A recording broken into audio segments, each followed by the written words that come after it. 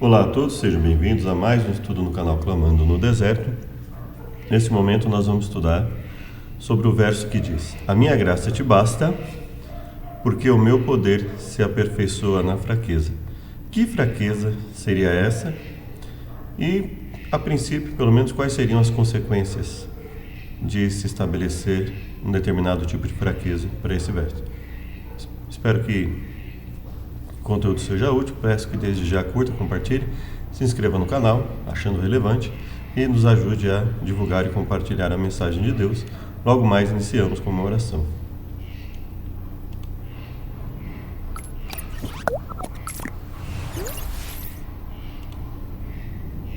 Obrigado, Deus, pela oportunidade de falar a Tua mensagem. Perdoe por nossas falhas e pecados, nos auxilie e nos fortaleça em tudo que fizemos. Nós imploramos em nome de Jesus. Amém. Bom, então, já vou colocar direto no PDF, para facilitar e dinamizar o estudo, já vou deixar o conteúdo no PDF. Reforçando, peço que você que vier assistir e ver que o conteúdo é relevante, que possa curtir, compartilhar, ativar o sininho, se inscrever no nosso canal, divulgar esse conteúdo e ajudar essa mensagem a ser enviada a outras pessoas. Bom, então vamos lá. A minha graça te basta. É o conteúdo de 2 Coríntios 12 e nós vamos ler até que chegue na parte do verso. Ele diz: em verdade que não convém gloriar-me, mas passaria as visões e revelações do Senhor. Então, ele fala da questão de não se gloriar em relação àquilo que Deus concedeu a ele. E aí ele fala de uma visão, que na verdade não teria nem sido ele que teve, Ele fala: conheço um homem em Cristo que há 14 anos, se no corpo não sei, se fora do corpo não sei, Deus o sabe. Ou seja, ele não sabe se foi uma visão assim como Pedro teve na transfiguração, uma visão no corpo no sentido de uma visão em que o que estava acontecendo era real, ou se era uma visão fora do corpo no sentido de estava acontecendo na mente dele, Então, for arrebatado ao terceiro céu. E sei que o tal homem, se no corpo, se fora do corpo não sei, Deus o sabe, foi arrebatado ao paraíso e ouviu palavras inefáveis que ao homem não é lícito falar. Então ele fala de alguém que está no nível de consagração e que teve uma visão em que ele entendeu que a visão foi de acordo com a palavra de Deus. De alguém assim me gloriarei eu, mas de mim mesmo não me gloriarei. Fala, então eu me glorio de uma pessoa a quem Deus deu a oportunidade de ter uma visão a respeito das questões celestiais. E aí ele fala, não me gloriarei senão nas minhas fraquezas. Então aqui já começa um ponto interessante. Alguém vai se gloriar nas fraquezas? Eu estou até sem conteúdo aqui, mas você já viu alguém se gloriar nas fraquezas? Ou se alegrar nas fraquezas? Não, nas fraquezas espirituais, Pensando aqui em fraqueza espiritual, você pode se gloriar na questão das fraquezas físicas, das dificuldades que você tem em virtude do Evangelho, em virtude da sua vida cristã, as perseguições que você sofre,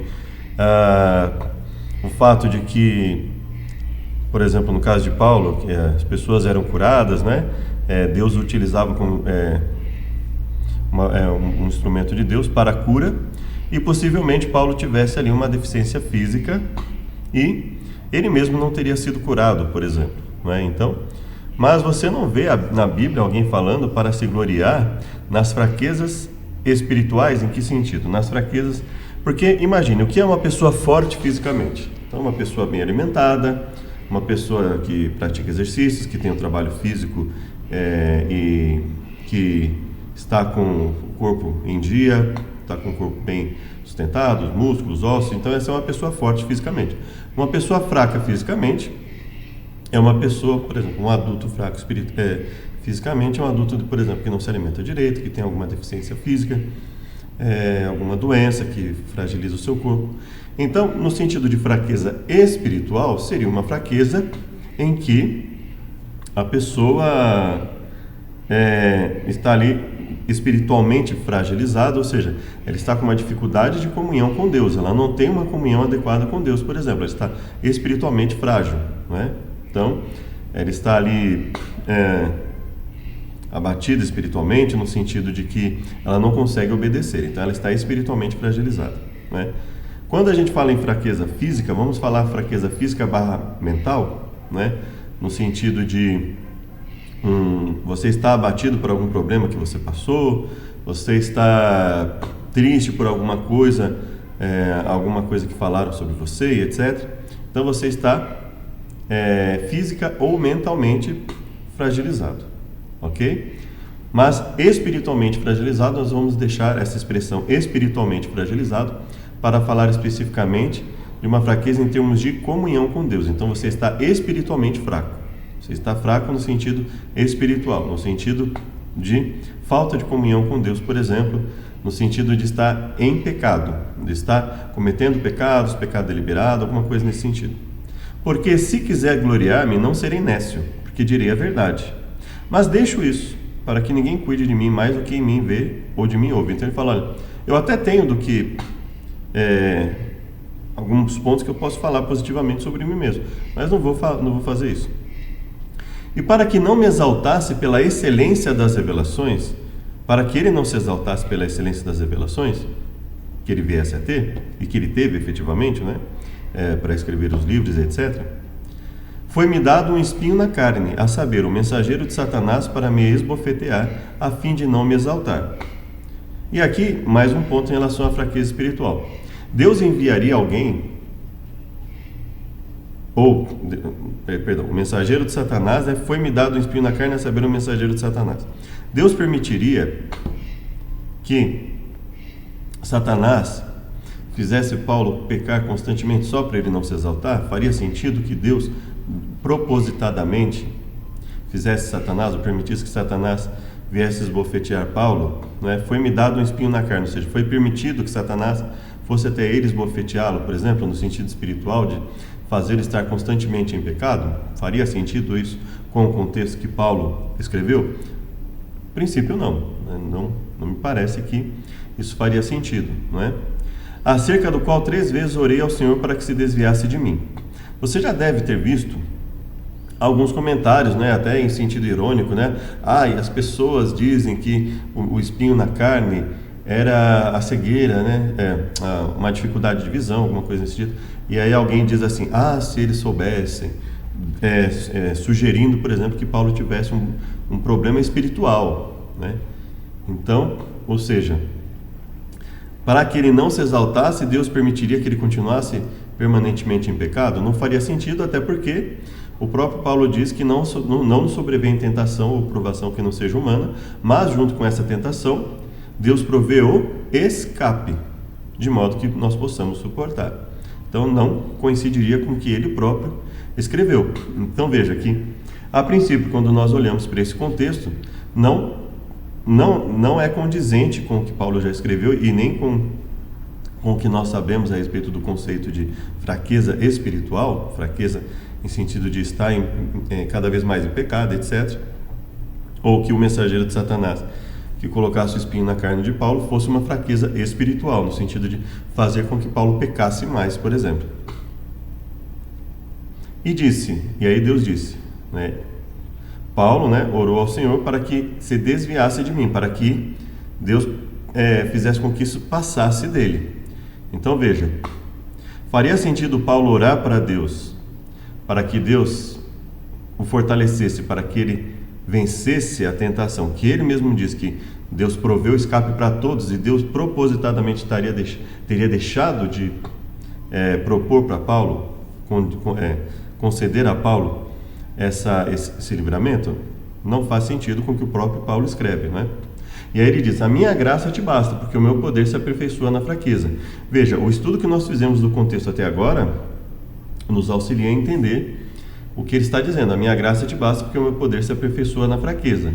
Bom, essa fraqueza, o poder de Deus se aperfeiçoa na fraqueza espiritual, em que sentido? Deus estaria dizendo para Paulo assim, Paulo, não se preocupe se você está pecando cada vez mais, se a sua espiritualidade está fragilizada, se você está pecando cada vez mais, se você está cada vez, o meu poder está cada vez menos efetivo em você para te fazer resistir ao pecado, eu estou fazendo isso para você não se engrandecer, né? O meu poder se aperfeiçoa na fraqueza, ou seja, quanto mais você pecar, mais o meu poder se aperfeiçoa em você. Então não se preocupe com isso, a minha graça é bastante para você. Não se preocupe se você se converteu, o batismo representa a morte e uma nova vida. Não importa se eu te revelei que vocês não são mais mortos nos pecados e delitos, não são mais filhos da desobediência, são filhos da obediência. Então veja, é totalmente contraditório, totalmente contrário ao que o próprio Paulo escreve. Veja que nós não estamos nem falando do restante da Bíblia, dos outros escritores. Não é condizente com o que o próprio Paulo escreveu a respeito do simbolismo do batismo, que o batismo é uma ressurreição, assim como Cristo ressuscitou, nós também somos ressuscitados para verem novidade de vida. Não faz sentido. De boa vontade, pois, me gloriarei nas minhas fraquezas. Bom, Paulo iria se alegrar ou se gloriar nas fraquezas espirituais, e lembrando que eu estou usando o termo fraquezas espirituais no sentido de não de fraquezas físicas ou mentais, né, de um determinado abatimento por um problema que aconteceu, não, mas a fraqueza espiritual, estar espiritualmente fraco, né, não faz sentido de Paulo se gloriar nas suas fraquezas para que nele se habite o poder de Cristo, né? Ele não iria se gloriar na fraqueza, porque pelo contrário, o poder de Cristo vai justamente livrá-lo dessas fraquezas espirituais, renová-lo, fazer com que ele seja espiritualmente vivo, forte, não é? Fazei, pois, morrer, perecer a vossa natureza pecaminosa. Então não faz sentido imaginar que essa fraqueza, o poder de Deus se aperfeiçoe na fraqueza espiritual, e que Paulo estaria se gloriando nas fraquezas espirituais. Toda vez que ele fala dos problemas da questão de uma vida em pecado, uma vida, ele se coloca, por exemplo, miserável homem que sou, né? Quem me livrará do laço dessa morte? Porque estou no processo de luta contra essa tendência pecaminosa, né? Ele fala, e dou graças a Deus, porque com a mente estou louvando a Deus, apesar de que com o corpo ainda esteja lutando contra os instintos. Mas ele não fala que isso é uma coisa que é uma batalha perdida. Pelo contrário, ele fala, olha, não vem tentação que não seja humana, mas Deus, junto com a tentação, proveu o escape. Ele está falando de uma vitória, de uma batalha em que ele sabe que vai vencer. Ele está no processo de luta, mas ele sabe que vai vencer essa batalha. Em Deus, obviamente, né?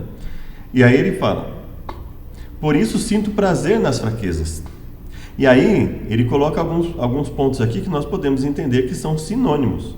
Ou seja, nas injúrias, nas necessidades, nas perseguições, nas angústias por amor de Cristo. Então ele está falando de coisa que ele está sofrendo por amor de Cristo. Obviamente ele não está pecando por amor de Cristo. Obviamente os pecados dele não estão aumentando por amor de Cristo. Pelo contrário, estão diminuindo. Então veja, ele não estaria sentindo prazer nas fraquezas espirituais, mas nas fraquezas físicas, nas fraquezas mentais, nas limitações que Deus teria permitido dele viver, mas não na fraqueza espiritual, não em viver pecando cada vez mais, né?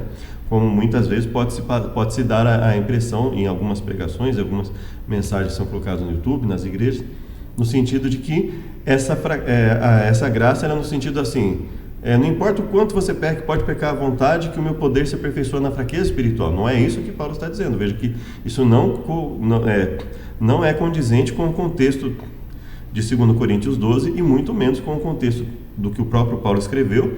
E se você pegar o que Jesus ensinou, Pedro, Tiago, João e os livros de Gênesis a Malaquias, você vai ver que não tem coerência alguma esse tipo de visão. E nós podemos, como nós muitas vezes fomos sugestionados a isso, muitas vezes isso pode passar na nossa cabeça, essa impressão, né? Que não é o caso, né?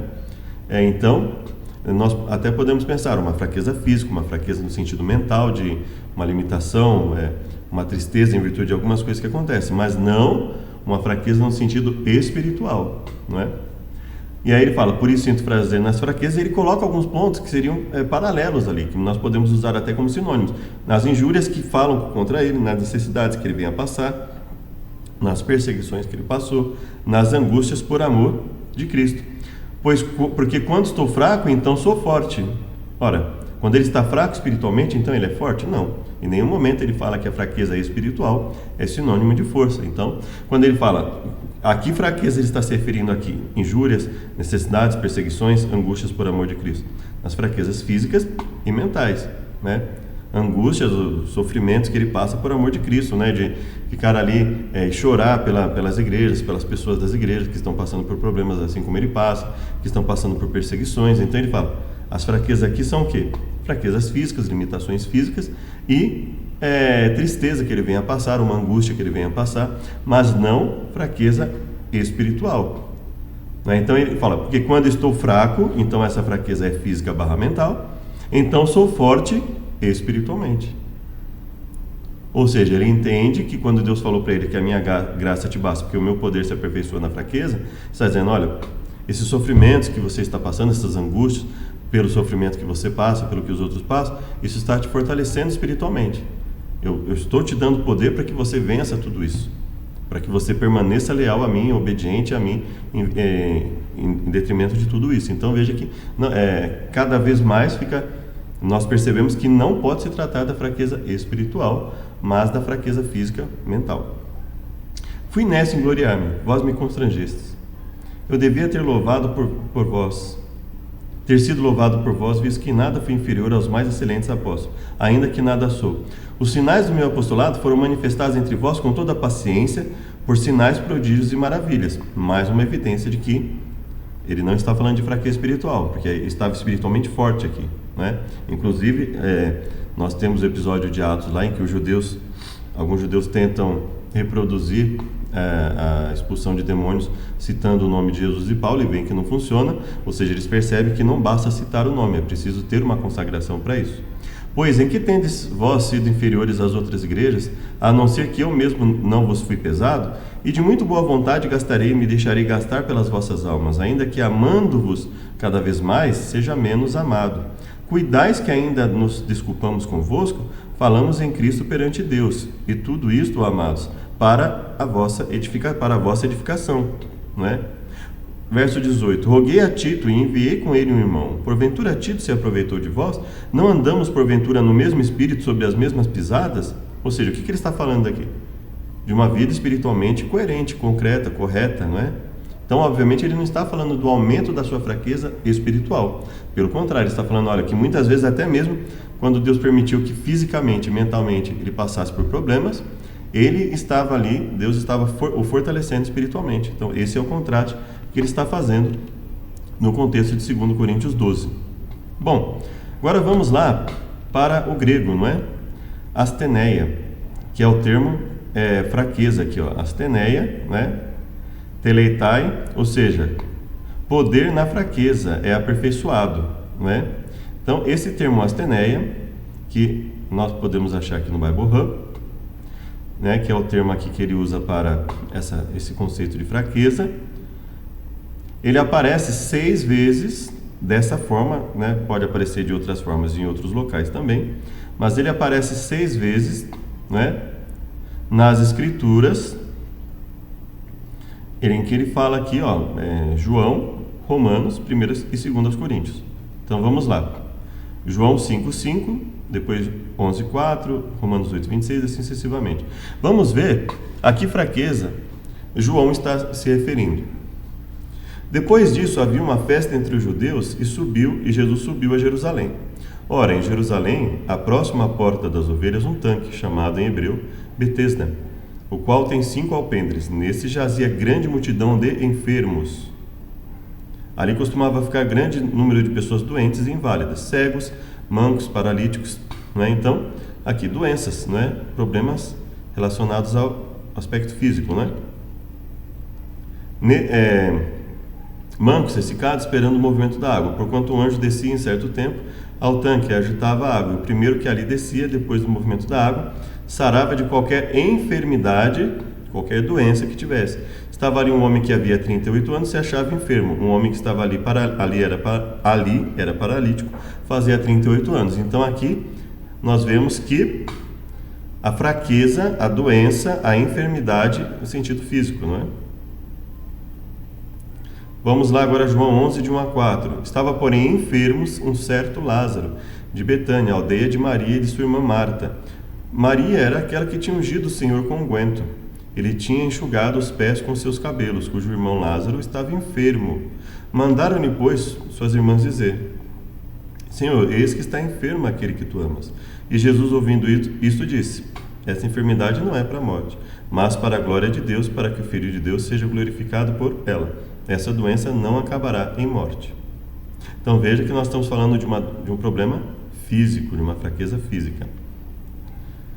Porque a criação ficou sujeita à vaidade, não por sua vontade, mas por causa do que a sujeitou, na esperança de que também a mesma criatura será libertada da servidão da corrupção, para a liberdade da glória dos filhos de Deus. Então aqui ele está falando da servidão da corrupção, do corpo corruptível, né?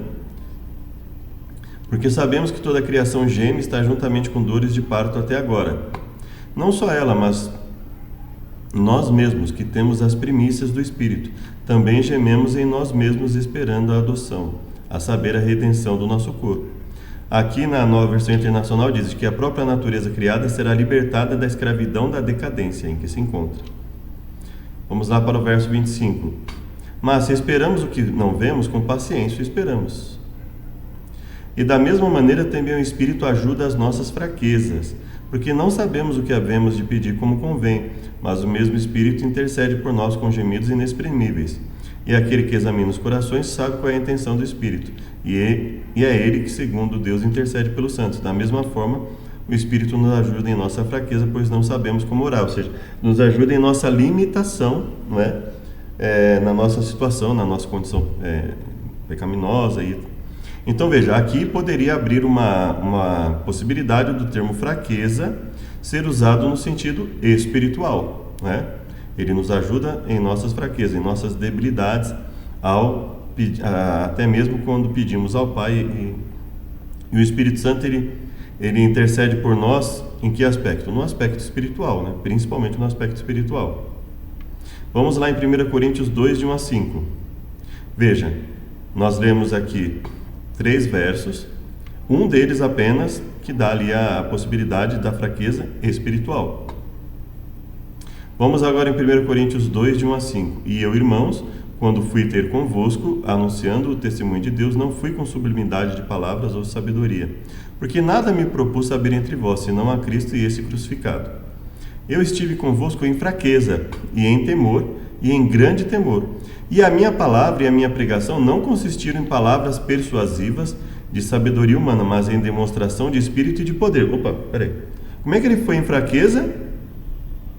E a palavra e a pregação dele constituíam demonstração do espírito e poder. Então, espiritualmente, ele estava forte. Então, essa fraqueza a qual ele está se referindo poderia ser uma fraqueza física ou até mesmo uma fraqueza mental, na angústia, na tristeza, preocupação com algumas coisas, a angústia pelo sofrimento, pela perseguição dele e das pessoas, mas não era uma fraqueza espiritual, ou seja, não era um aumento dos pecados que ele cometia. Então, não era essa fraqueza que ele estava se referindo. Foi com fraqueza, temor e muito tremor que estive entre vocês, para que a vossa fé não se apoiasse em sabedoria de homens, mas no poder de Deus.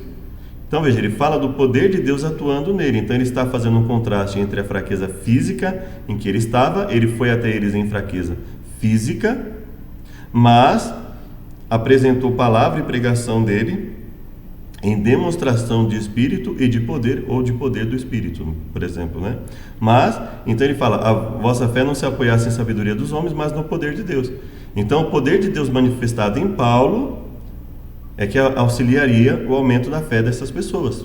Então veja que ele não estava falando aqui de uma fraqueza espiritual, mas de fraqueza física ou mental, não é? Assim também a ressurreição dentre os mortos. Semeia o corpo em corrupção, ressuscitará em corrupção. Semeia-se em ignomínia ou em desonra e ressuscita em glória. Ou seja, em desonra, em uma situação corruptível, e ressuscita em glória, em incorruptibilidade, sem corrupção. Semeia-se em fraqueza, ressuscitará com vigor. Ressuscita em poder. Então, aqui, como ele está falando aqui de ressurreição em poder, ele está falando de ressurreição de uma pessoa que está em comunhão com Deus. Então, obviamente, ele não está falando aqui em ser semeado em fraqueza espiritual, no sentido de ser semeado em aumento de pecados, em uma situação de pecar cada vez mais, porque ele está falando de uma pessoa que ressuscitará em poder ou com vigor. Quem é a pessoa que ressuscitará com poder ou com vigor? São os santos, são aqueles que vão estar entre os salvos, não é? Então, Ele não está falando aqui de ser semeado em fraqueza no sentido de fraqueza espiritual, de estar cada vez mais fragilizado, não é? Então ele fala, ressuscita em poder. Então, aqui não está falando em aumento de pecado, uma vida de pecado deliberado, em aumentar a quantidade de pecado, que não importa se você vive uma vida de pecado, não é isso que ele está falando, né? Ainda que isso fosse uma questão, um sinônimo do que vem antes, semeado em desonra e ressuscita em glória, semeado em fraqueza e ressuscita em poder.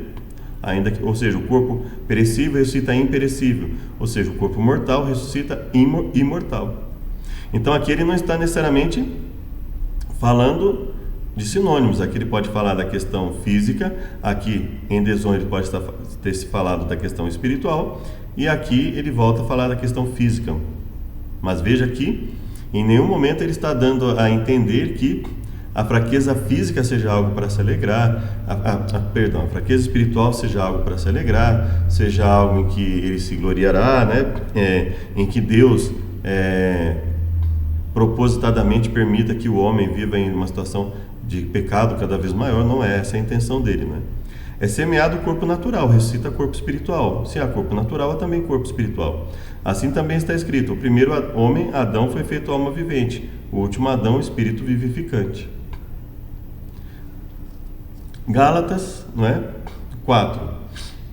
Receio de vós que não haja trabalhado em vão para convosco. Irmão, rogo-vos que sejais como eu, porque também eu sou como vós. Nenhum mal me fizesse.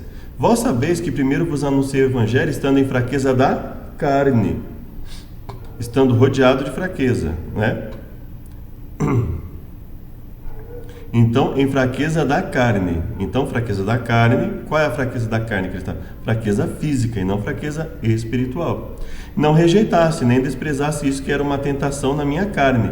Antes me recebeste como anjo de Deus, como Jesus Cristo mesmo. Qual é logo a vossa bem-aventurança? Porque vos dou testemunho que, se fora possível, arrancarias os vossos olhos e mudaríeis. Então, juntando essa questão de que ele estava em fraqueza da carne, que essa fraqueza da carne era uma tentação na carne dele, ou seja, era algo que poderia fazê-lo pecar. Então, obviamente, essa fraqueza na carne não era um pecado que ele estava cometendo, mas era algo que era uma tentação na carne, ou seja, era algo que poderia fazê-lo enfraquecer espiritualmente, poderia fazê-lo diminuir a sua fé em Deus, poderia fazê-lo pecar. Então veja que essa fraqueza na carne, que era uma tentação na carne, não era um aumento na sua condição de atitudes pecaminosas, de pensamentos, palavras pecaminosas. Não era isso que ele estava se referindo.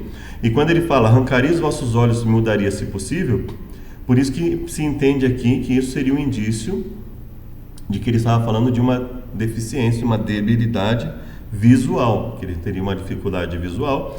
Essa seria a fraqueza na carne. Quando ele fala, eu sei que se fosse possível vocês arrancariam vossos olhos e mudaríeis, né? E essa hipérbole, esse exagero que ele está falando, que seria um indício muito forte, aliás, né, de que ele teria uma deficiência visual. Fiz-me acaso vosso inimigo dizendo a verdade? Eles têm zelo por vós, mas não como convém, mas querem excluir-vos, para que vós tenhais zelos por eles. É bom ser zeloso, mas sempre do bem, e não somente quando estou presente convosco. Em um outro local, agora nós vamos falar aqui de Hebreus 5, de 1 a 3, que fala também do aspecto da fraqueza, o termo fraqueza, não necessariamente com aquela palavra, mas o termo fraqueza aqui, porque todo sumo sacerdote tomado entre os homens é constituído a favor dos homens nas coisas concernentes a Deus, para que ofereça dons e sacrifícios pelos pecados, e possa compadecer-se eternamente dos ignorantes e errados, pois também ele mesmo está rodeado de fraqueza. Por esta causa deve ele, tanto pelo povo também como por si mesmo, fazer oferta pelos pecados. Então aqui quando fala rodeado de fraqueza, ou seja, ele também está sujeito a erros, né? E por isso ele se compadece dos ignorantes e errados, porque ele também está sujeito a erros. Então nesse caso, fraqueza tem um sentido de fraqueza espiritual, no sentido de ele está rodeado de fraqueza, ele está rodeado de limitações, ele também peca, né? Isso seria um motivo de alegria dele? Não, pelo contrário. Isso seria um motivo para, inclusive, ele se compadecer, né? Ter compaixão dos ignorantes e errados. Então não é um motivo de alegria, mas um motivo de tristeza, não é? E por isso ele deve, tanto por ele como pelos outros, fazer oferta pelos pecados. Então aqui está uma relação entre fraqueza e pecados, que não é o caso do que nós lemos lá. Então veja aqui, nós temos que analisar sempre o contexto em que a palavra está sendo usada para saber do que está se referindo. Esta é a terceira vez que vou ter convosco, por boca de 2 ou 3 testemunhas será confirmada toda a palavra. Já anteriormente eu disse, segunda vez o digo, como estava presente. Mas agora, estando ausente, o escrevo aos que antes pecaram, e a todos os mais, que se outra vez for, não lhes perdoarei, visto que buscais uma prova de Cristo que fala em mim, o qual não é fraco para convosco, antes é poderoso entre vós. Porque ainda que foi crucificado por fraqueza, obviamente quando ele fala de Cristo aqui, que foi crucificado por fraqueza, o termo traduzido aqui por fraqueza não tem um sentido espiritual, né? Eu acredito que ninguém vai imaginar que Cristo foi crucificado por fraqueza espiritual, porque ele cedeu aos pecados, né? Então, veja que aqui o termo fraqueza é fraqueza física, fraqueza mental. Como um ser humano, ele tinha limitações, ele tinha fome, tinha sede, etc., né?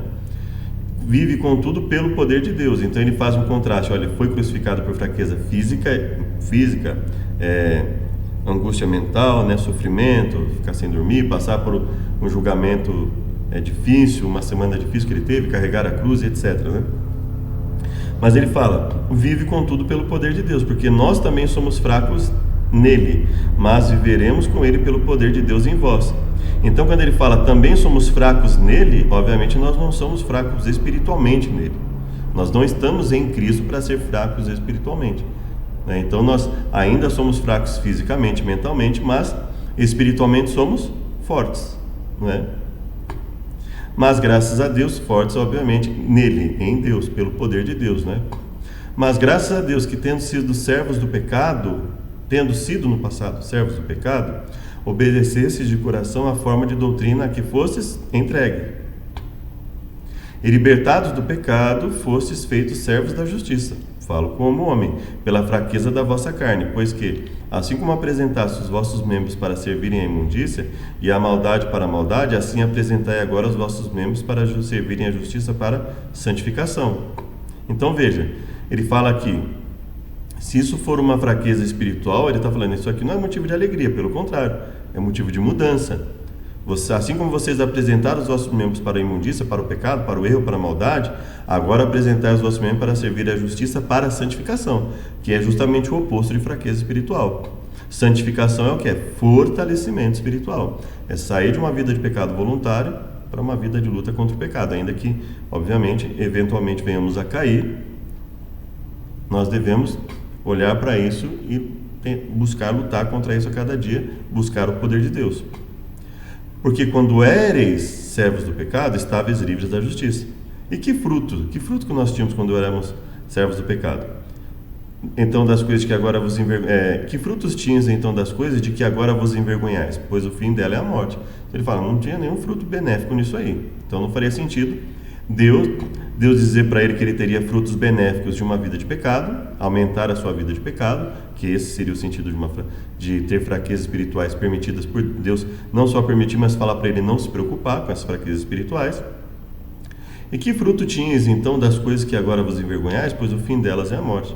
Mas agora, libertados do pecado e feitos servos de Deus, tende o vosso fruto para a santificação e por fim a vida eterna. Então ele faz um contraste. Olha, vivemos no pecado, na imundícia, o fim de tudo isso era a morte eterna. Agora não, agora o que nós fazemos tem por fim a vida eterna. Então a nossa santificação, a nossa mudança de vida. Porque não temos sumo sacerdote que não possa compadecer-se da nossa fraqueza, porém um como que em tudo foi tentado, mas sem pecado. Não temos um sumo sacerdote que não possa compadecer-se de nossas fraquezas, mas temos um que foi tentado, mas sem pecado. Então ele pode se compadecer da nossa fraqueza espiritual, mas isso não é um motivo de alegria, pelo contrário, é um motivo de compaixão, de tristeza, né? E aqui terminamos com os versos. Então, o que nós percebemos aqui? Percebemos que a forma é uma reação em cadeia. A forma como nós interpretamos uma passagem bíblica, ou principalmente um verso bíblico, ela reflete bastante na nossa mentalidade para interpretar outras partes da Bíblia. Se, por exemplo, nesse verso nós enfatizarmos que seria a fraqueza espiritual, de que não importa o quanto você peque, poder de Deus se aperfeiçoa na sua fraqueza, na sua situação de continuar em pecado. Veja que nós vamos deturpar o texto, o restante dos versos que falam sobre isso, e vamos ter uma visão em que sempre se enfatiza a fraqueza humana e nunca o poder de Deus. Ou seja, nós criamos uma crença absurda, né? Em que quando o poder de Deus atua sobre a fraqueza humana, o que prevalece é a fraqueza humana e não o poder divino. Isso seria um absurdo, não é? Então, é justamente o contrário do que a Bíblia fala. Olha, Deus vem não só para nos perdoar pelos pecados, mas para nos livrar da maldição, da condenação em virtude do pecado, da transgressão. Ele vem nos libertar dessa transgressão. Então veja que isso é uma relação em cadeia, não é? E aí, mais uma vez, insisto em dizer, esses estudos, além de mostrar para nós dificuldade de se interpretar determinados pontos, né, mostra quanto é prejudicial interpretar versos isolados. Então, por isso a ênfase, né? Precisamos sair de uma situação de usar vários versos isolados. São João 3,16, João 5,38, João 5,39, João 8,32. Devemos sair dessa situação de usar versos isolados. Por quê? Porque nós dependemos exclusivamente do que está escrito, não é? Raramente alguém vai ter uma visão de Deus, etc. E mesmo tendo visão, a pessoa vai ter que ver se a visão que ela está tendo é de Deus ou é do inimigo, se o que está sendo revelado para ela está de acordo com a palavra ou não. Então veja que é muito complicado o uso de versos isolados, a forma de usar isoladamente os versos. Veja que a Bíblia, na medida que o plano da redenção ele foi desenvolvido, ele foi mostrado nas Escrituras, nós temos na Bíblia não católica 66, na Bíblia católica 73, né, que são 7 livros a mais ali entre Gênesis e Malaquias. Nós temos uma série de livros, não é? Temos uma série de passagens e, mais que isso, nós temos uma série de crenças, cada igreja defendendo as suas crenças. Então nós precisamos de uma visão mais aprofundada das Escrituras. Então veja, esse é um dos versos que, se você interpreta isoladamente, a chance de você interpretar de forma errada, porque veja, se você interpretar que é só física ou mental, ok. Se você interpretar que é exclusivamente espiritual, veja, contradiz as Escrituras. Se você, não, mas eu entendo que são os dois, a física e mental e a espiritual, no sentido de a nossa tendência a continuar no erro. E aí Deus estaria dizendo assim, ainda que você continue no erro, meu poder se aperfeiçoa ainda no aumento de erro, né? O meu poder se aperfeiçoa na sua fraqueza, né? E aí eu vou me gloriar na fraqueza, eu vou me gloriar no fato de continuar errando, continuar em pecado, né, na minha vida? Não. Então veja aqui a importância de nós estudarmos contextualmente. Infelizmente, como nós temos uma tendência de ver estudos, muitas vezes, principalmente os estudos iniciais das igrejas, depois isso não é aperfeiçoado, né? E às vezes a pessoa que vai transmitir o estudo também, ela não se aperfeiçoa nesse sentido, ela pega versos isolados e só vai lançando para as pessoas, e as pessoas vão se acostumando a isso, como se fosse uma receita de bolo, fácil, prático, você joga lá e sai pronto, né? Sai o estudo pronto. E aí essa pessoa geralmente ela tem o quê? Ela tem uma dificuldade quando ela vai interpretar mais a fundo, quando ela pega versos como esse, né? Quando ela vai defender determinadas crenças, principalmente se for uma crença que não é aceita pela maioria dos grupos cristãos existentes. Então veja que não é uma situação fácil. Então nós precisamos nos livrar dessa constante na nossa vida de interpretação isolada de versos, né? Nós precisamos nos acostumar a interpretar contextualmente os versos. E aí você vai dizer, é mais difícil, é mais demorado, mas o aprendizado que isso traz para nós é muito mais gratificante, é muito maior. Ele permanece muito mais tempo na nossa mente.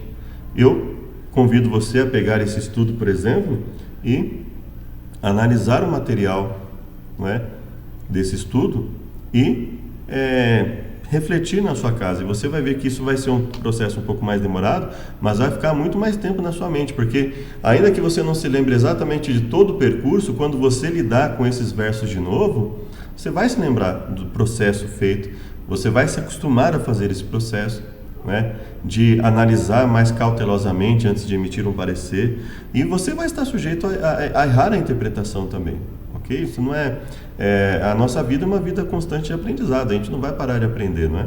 Nós vamos aprender pela vida inteira, e na eternidade nós vamos continuar a aprender. Então, só não erra quem não faz, né? Então existe um ditado que diz, só não erra quem não faz, né? Errar no sentido assim, do que eu falo, o erro honesto. Você, de repente, errar uma interpretação, mas buscando entender, buscando interpretar da melhor forma, né? Então, veja que estamos sujeitos a passar por isso, sim. Mas precisamos ter essa cautela de estudar mais a fundo, mais a fundo. E esse é um dos versos que, veja, que dependendo da forma que nós interpretamos, isso muda completamente toda a nossa visão a respeito do que é pecado, processo de salvação, restauração de Deus, como Deus nos restaura. Estamos numa situação decadente espiritualmente, Deus nos ergue, Deus nos restaura, ou Ele simplesmente permite que é indiferente, né? Então veja que tudo isso interfere. Espero que tenha sido útil. Convido para uma oração final.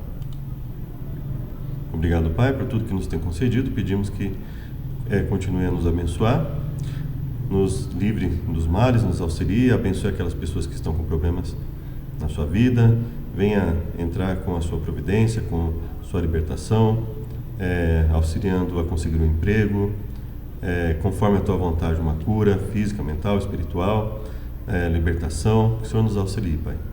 Nos ajude também a entender a tua mensagem. Se conosco em cada momento de nossa vida, nós imploramos em nome de Jesus. Amém. Mais uma vez, obrigado, graça e paz. Maranata, até o próximo vídeo.